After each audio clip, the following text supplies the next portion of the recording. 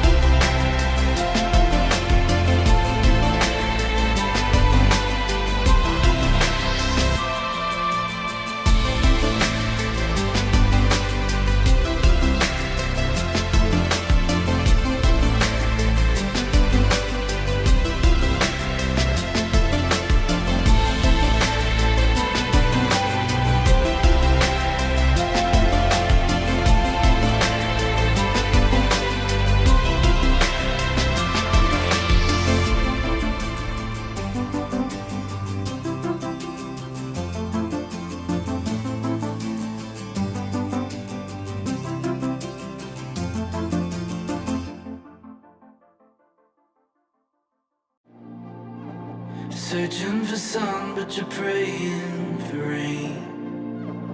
Looking for love, but you push it away. Like a time bomb under the surface.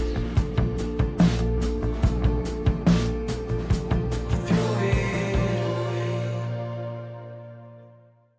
Hello, Real Life. How are we doing out there?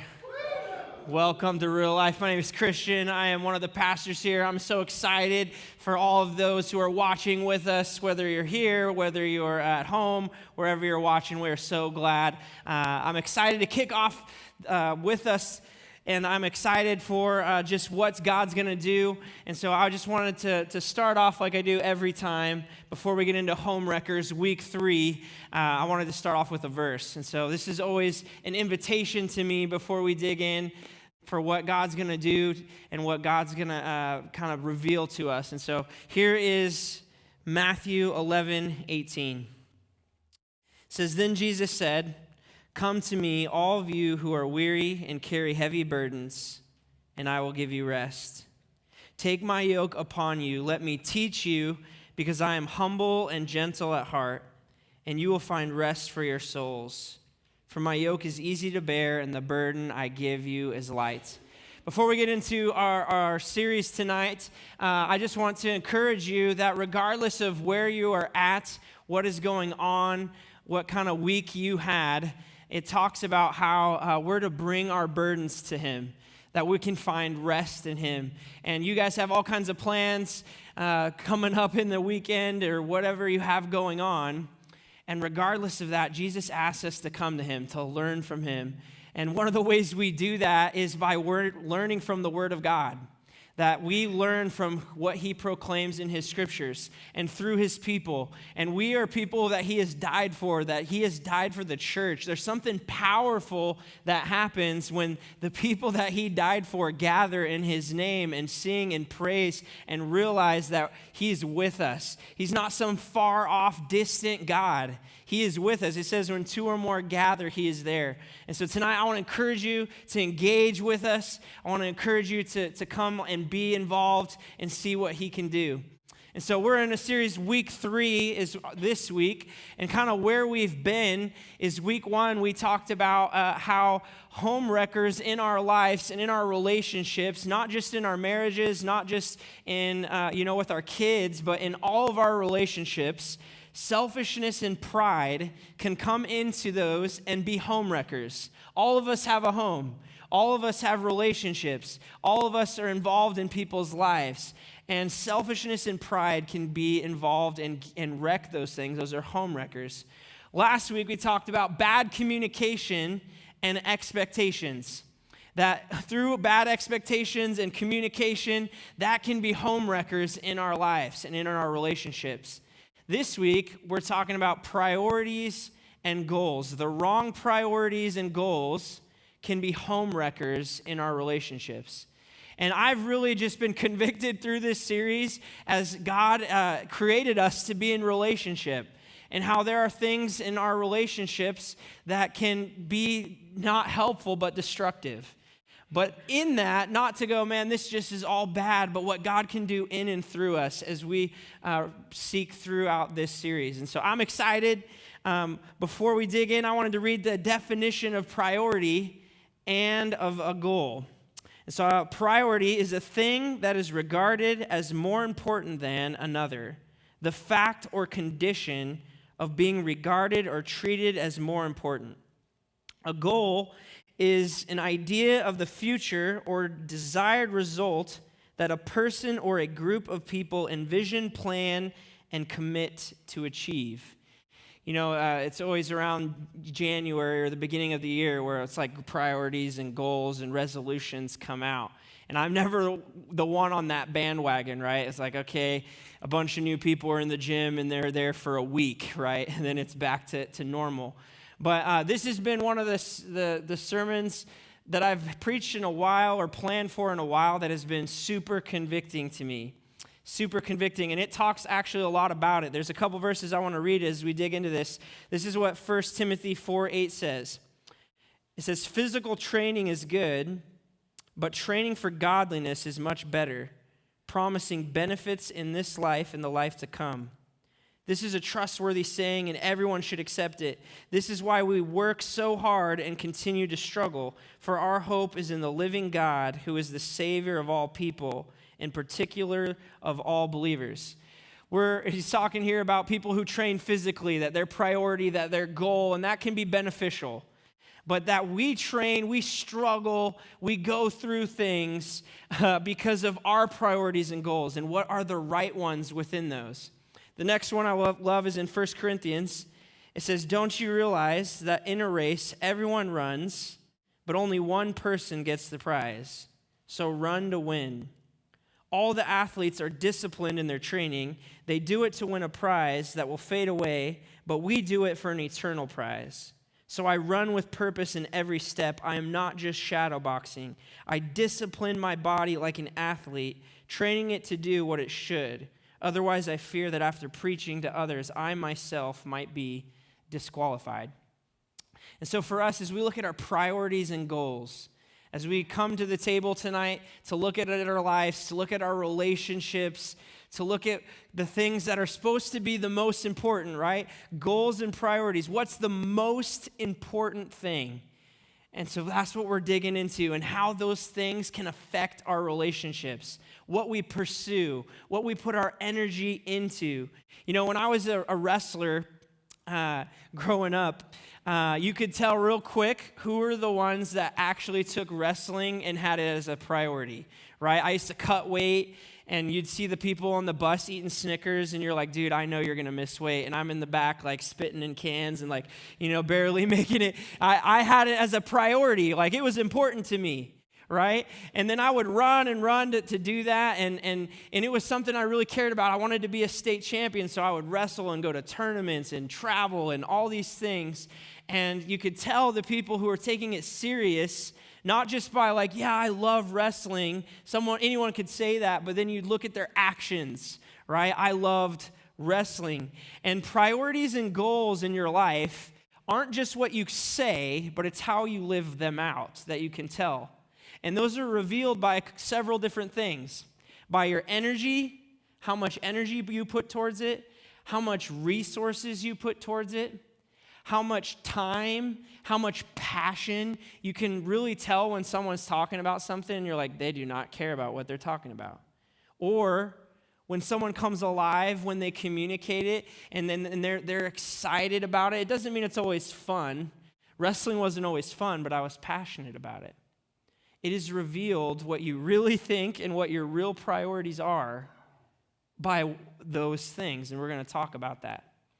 And so first I want to talk about the wrong priorities and goals. The wrong priorities and goals that we can have that can affect us and in our relationships and what we pursue and how that affects our hearts and our lives. There's several different things that the world chases after that we can fall into. And some of them I'm going to list off. It's not all of them, but there's a general amount of different things that people can make priority. And not all of them are bad. One of these by themselves isn't bad.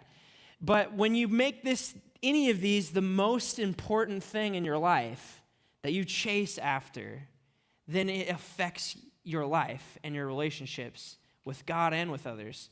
The first one I put is money, right? When people go, I'm going to make money, that is a priority and a goal. And remember, priority being more important than everything else. Money in itself is not wrong to pursue, and how you go about that and being generous and all those things. But when it is the number one priority and you pursue after that, you can even find ways to justify it, right? Like, I'm going to go after all this money so that me and my kids can go and do a lot of stuff together. But the problem is in that process, I'm never seeing them. They miss me. I'm not showing up and leading well. But the intent is at some point I'll get to spend time. And the priority can be money, and you can even justify it to where you're going, I'm going to do it right eventually, and I'm going to pursue these things. We can find ways to justify.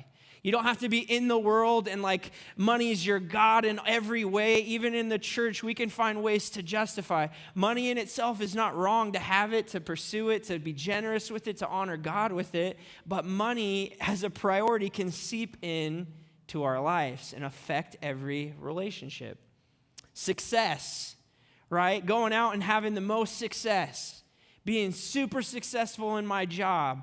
People looking at me, and in a way you can even justify that is, man, if I were to just be super successful, I would be influential. And I would meet people, and then I could use that influence to impact others for the kingdom. Even in the Christian world, we can do that. And that in itself is not bad. That is really good. Yes, use your influence.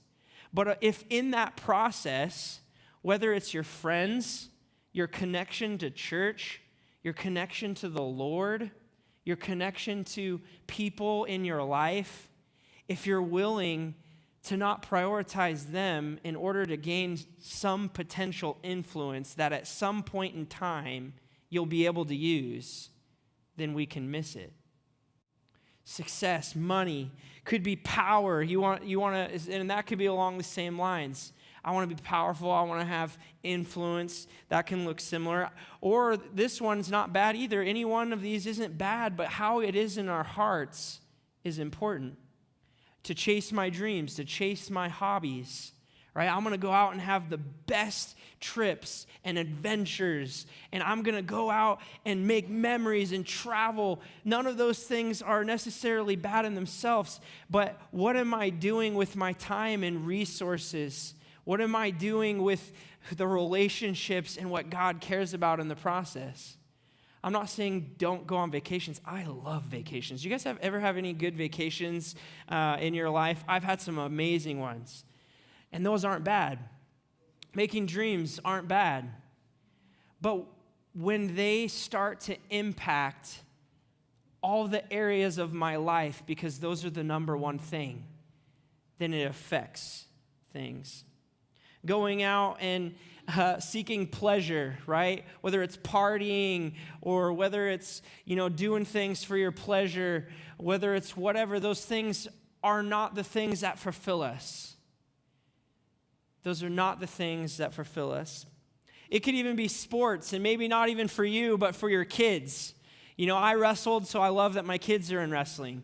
And we can go, man, I really want our kids to be super involved so that they grow up and, through sports or education, that they can get into a good college. And then they do well, and they're not tempted to get involved in things that they shouldn't, right?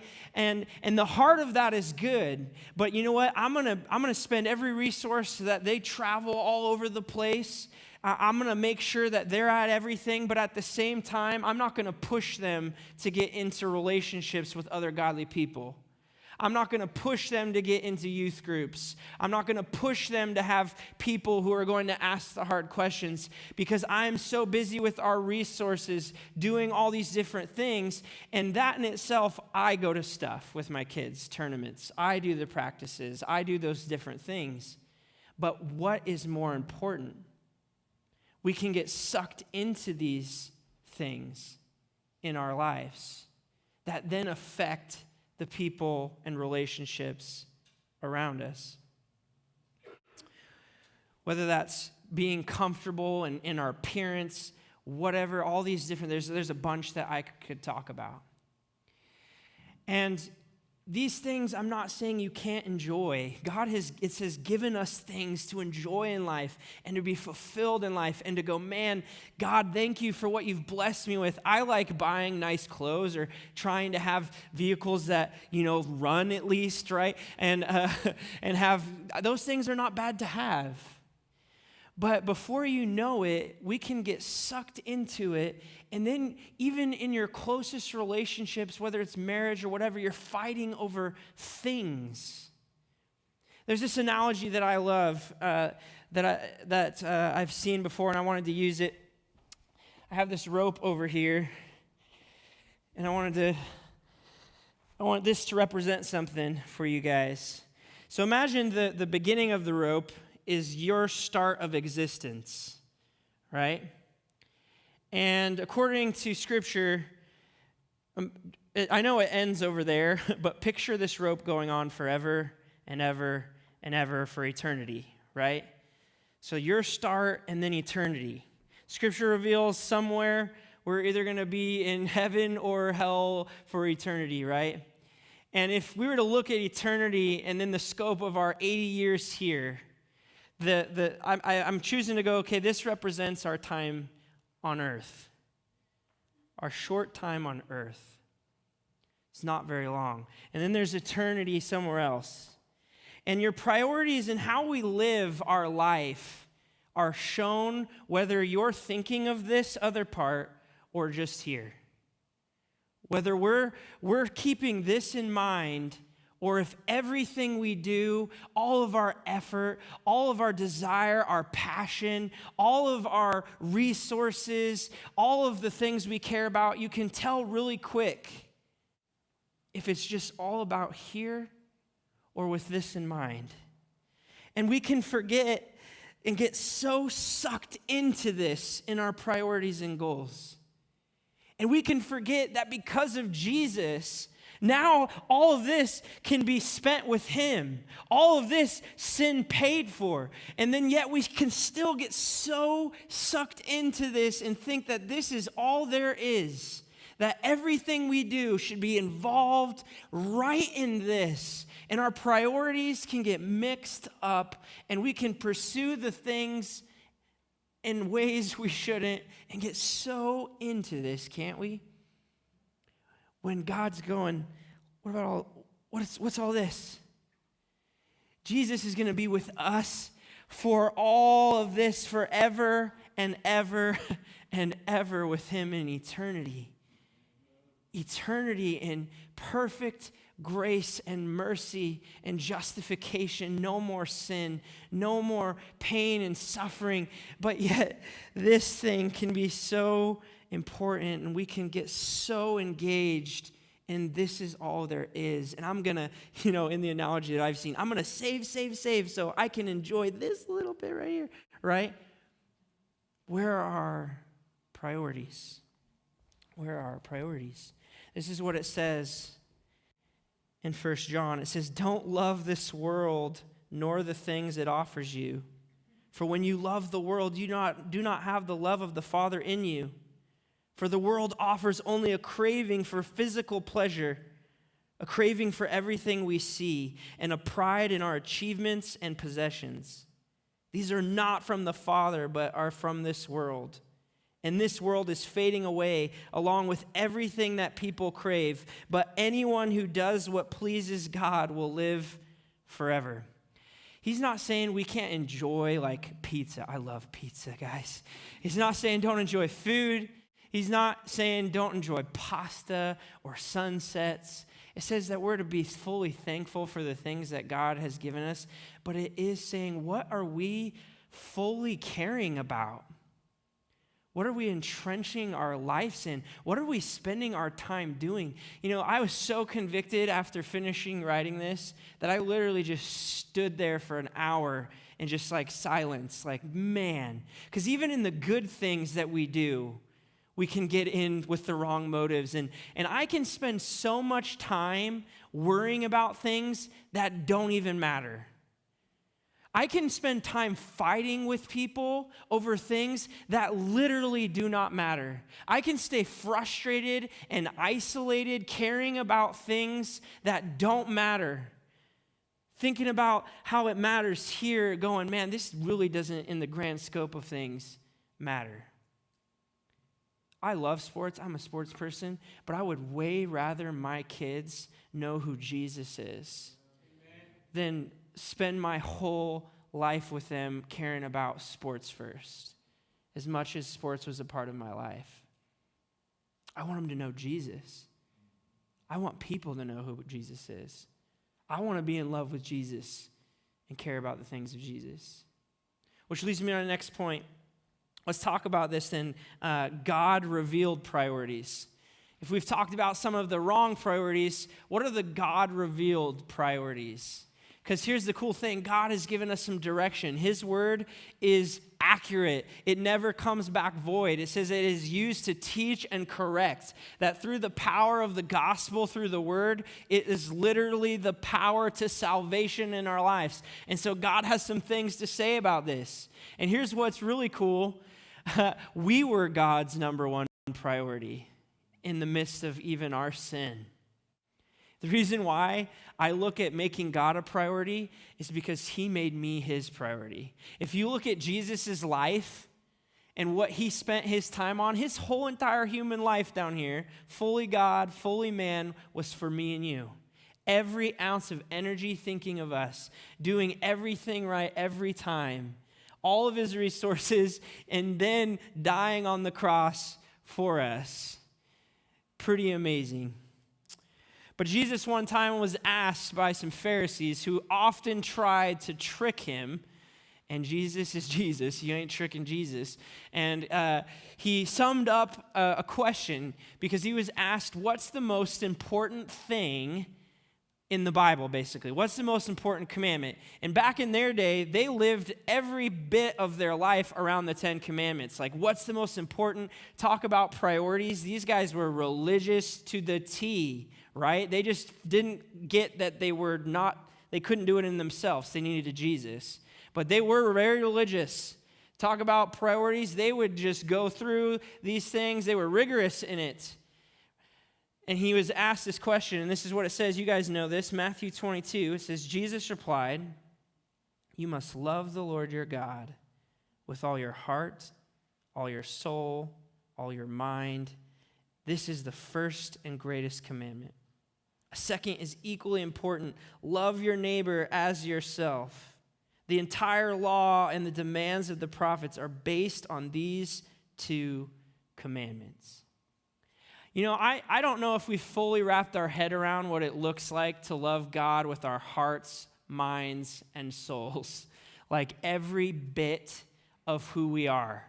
If you want a glimpse of it, look at how Jesus loved us and what he did for us. That's a glimpse of how we're to love him. And we fall short of that. I fall short of that. But he's saying, hey, you want me to summarize the entire Bible for you? You want me to tell you what should be the number one priority? The number one goal is being in love with the Father because he's in love with you. Modeling your life after him because of what he's done for you. Love him with your heart, mind, and soul. And love others as yourself. To be in love with people. And then the rest of the Bible, because we're broken and sinful, is about all kinds of ways in which that's hard for us and how we need to learn to do that because we're jacked up. And so God has to use his word to go, this is how it looks. This is what brings you meaning. This is what brings you purpose. That doesn't mean that it's easy. That doesn't mean that it's always going to feel good, but this is the source of comfort and this is the source of meaning. He's going, this is what it is. This is the greatest. And it talks about how we're to abide in the Lord and in his love for us. We're to know the kind of love that Jesus has shown us when we believe in him, remain in him, follow him. It talks about it in John 15:4. It talks about how we're to be connected to his church, to be builders of his church, to be builders of the lost people. I don't know if you remember, whether you're a new believer or not, I remember being an addict and how lost I was, how dark it was, how shame-filled it was, how lonely it was, chasing after all the things that the world says should be priority, only to feel more empty in the process.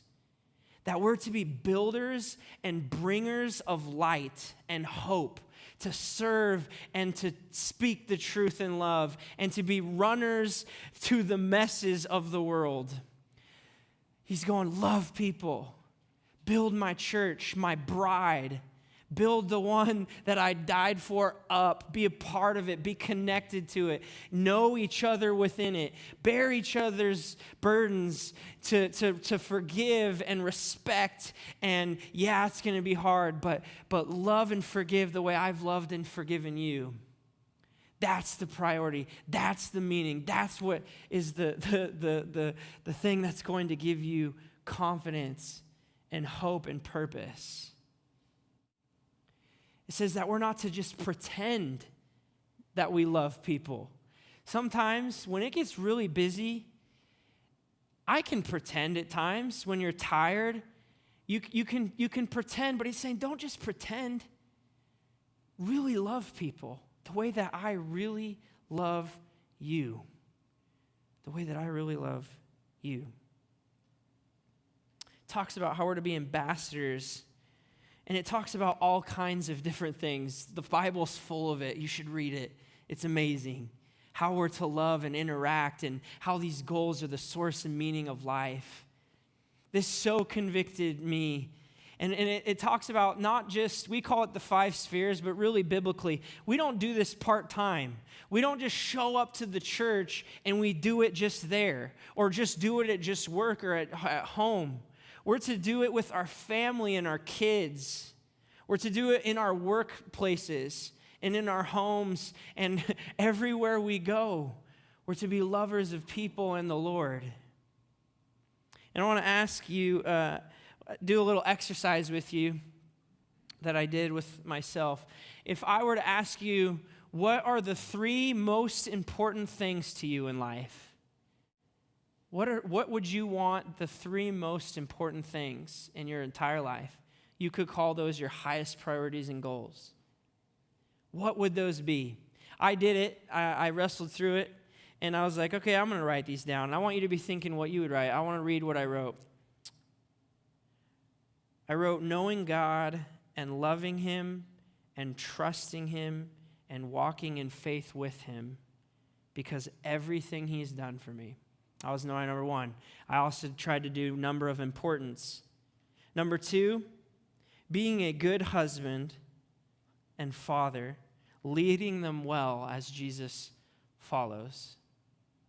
Number 3, building His church and reaching the lost, making disciples, being a lover of people, and impacting the world for Jesus. Those are what I would want to be my top 3 things. But what we want and what we do can be very different. Because I can say that all day long, but then if I don't actually take steps or do that, then it's just good ideas. And it so convicted me. And I want to ask you, with your top 3 things, if you've thought of them, if you were to take your calendar out, if I was to get a snapshot of your life, how you spend your time, what you spend your money on, what your effort and energy goes towards, what passion comes out of you, would those things align with how you spend and live your life? We can say all day long, God first, people first, church first, but then when we look at our lives, and I was so convicted by this because I'm a pastor, and even in ministry, I can get so out of whack with things. I can get home and I'm tired, and the temptation is like bedtime's coming around. Instead of sit there with my kids and pray and talk about Jesus, he's like, dude, put them to bed, Netflix, let's go, right? All of us can do it. I can get out of whack. Or even in the church sometimes, we can go through the motions and get lost in this, like I have to do this because I'm a Christian, instead of we get to do this because of Jesus. And I was so convicted by this. And I'm not talking about, if I was to do this tomorrow and go, sweet, I'm going to align my top 3 with the rest of my life. 1, I'm never going to do it perfect. But I'm not saying this to guilt you to go, now you're going to go out and get connected, and you're going to get into a life group, and you're going to serve and all these things. I'm not saying to guilt you. And I'm not saying like, sweet, I'll go do these things, and I don't want you to do them if it just becomes a checking the box. It's called religion, and Jesus actually spoke out against the Pharisees. It isn't about religion and the box checking of what we're supposed to do. I'm talking about a life truly transformed, a heart from darkness to light, I'm talking about a heart and life because of Jesus that is filled with passion for the broken because they realize that their sin is paid for. That what Jesus has done has changed everything. And so in a minute, the ushers are going to get ready to come forward as I have a couple more minutes, and they're going to start passing out communion. But here's a verse talking about box checking. This is 1 Corinthians 13. It says, if I could speak all the languages of earth and of angels, but didn't love others, I would only be a noisy gong or a clanging cymbal. If I had the gift of prophecy, and if I could understand all of God's secret plans and possessed all knowledge, and if I had such faith that I could move mountains but didn't love others, I would be nothing. If I gave everything I have to the poor and even sacrificed my body, I could boast about it. But if I didn't love others, I would have gained nothing. Even in the church, he's not mentioning some low-level Christianity. Speaking in the tongues of angels, knowing prophecy, being burned at the stake, selling all that I have. These people are doing everything, but yet they've gained nothing because their hearts aren't completely understanding the love of God in others. The love of God in others. This convicted me, but not in a bad way, not like I'm a bad person, I'm shameful way. I was thinking about this and I'm going, man, God, what I spend my time worrying about and caring about means nothing a lot of the times. I want to care about what you care about. I want to love the way that you love me. And that only comes by first standing in this place where you see what God has done for you. And so as the ushers come and they start preparing, passing out communion, I want to talk about one more thing as they do that. The next point is when I fall short. Because here's the deal. We're going to fall short in this process. Even if I were to align all my priorities, I would fall short. We all fall short of the glory of God. But that's where we get to come to Jesus and not just be saved by grace. We're not just saved by grace. We live and are sustained by grace. It doesn't just happen at the point of realizing you need Jesus and then you better get your act together. We're not only saved by grace, we're sustained by it. And I want you to hear this verse in 2 Corinthians. It says, God made him who had no sin to be sin for us, so that in him we might become the righteousness of God. You see, Jesus, it says, became our sin so that we could have his righteousness. If you want to really have God as your number one priority, you really want to, you're hearing me today, and you want to love people well, that doesn't come unless you sit back and go, I need Jesus. And look at what Jesus did. And believe in your heart the gospel. And it's through that belief of the gospel that your heart transforms. And we get off the road and we drift from it. And that's where we have to go, man, my priorities are all over the place. I got to come back to who Jesus is. I got to not focus on this red part and all the things the world and the red part tell me matter the most. And all the what ifs the red part tell me are going to, break loose and freak out. Because guess what? God's in control, not the red part. Not the red part. And so I don't know where you are today, but I want to ask you some questions. What are you hearing me say today? What's one thing that you want to take out of this? Are you walking in abidance with God? We can get so used to hearing that and adding that to the checklist. Like it's another task we got to check. I got to abide. That's not it. It's a life-changing relationship with an actual God of the universe who created everything. We would be lucky if we got to abide. And we get invited to. It's not a checklist to add in your list of to-dos. God invites you in relationship with him, in his word, with his people, connecting, serving, It's an amazing thing. Are you connected? Are you doing life with people? Or are you alone and isolated? And finally, do you realize that we can talk about priorities today, your priorities, because God made you his number one priority? He left heaven. He spent all of his resources and time to give himself up to die on the cross for you. And so with that, we're going to prepare our hearts for communion and just spend some time with you and the Lord.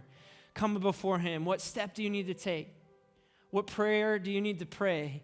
Maybe you don't know what to do with it. Go, God, show me, direct me. He's here with us. He's in this room. Spend some time with him. Let's do that now. Thank you for joining us online today. We will be continuing communion and finishing up service in just a moment. We pray today's service was challenging, encouraging, and motivational. We hope you'll visit one of our 3 campuses soon. We'd love to meet you in person and give you and your family a small gift of appreciation. For more information about Real Life, upcoming events, and connecting with our community, please visit reallifeministries.com. Come join us and help us impact our community, our nation, and the world for Jesus, one person at a time.